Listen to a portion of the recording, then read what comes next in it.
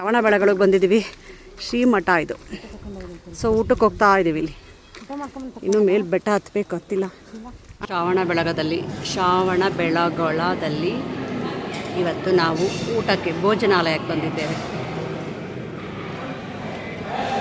ನೋಡಿ, ಊಟ ತುಂಬ ಚೆನ್ನಾಗಿದೆ.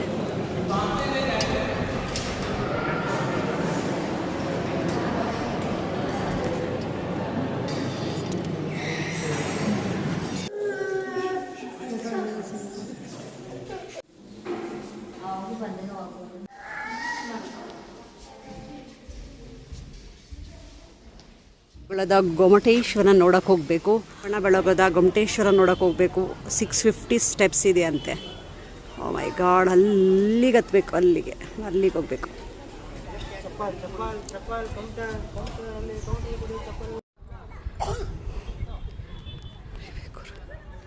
ಶ್ರವಣಬೆಳಗೊಳದ ಮೇಲ್ನೋಟ, ಹೊರನೋಟ ಒಂದು ಗೊತ್ತಾಗ್ತಿಲ್ಲ.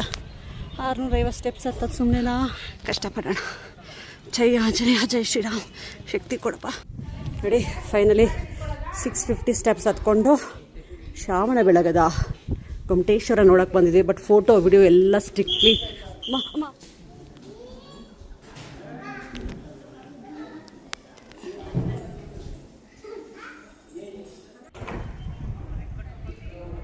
ನೋಡಿದು ಬಾಹುಬಲಿ ಮೇಲ್ಗಡೆದು 650 ಸ್ಟೆಪ್ಸ್ ಹತ್ಕೊಂಡು ಬಂದರೆ ಬೆಟ್ಟ ಅಲ್ವಾ? ಚಿಕ್ಕ ಬೆಟ್ಟ ಅಲ್ಲ,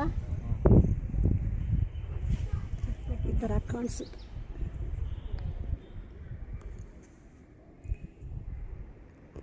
ನೋಡಿ, ಇಲ್ಲಿ ಗೊಮಟೇಶ್ವರ ಕಾಣಿಸ್ತಿದ್ದಾರೆ ಫೇಸ್.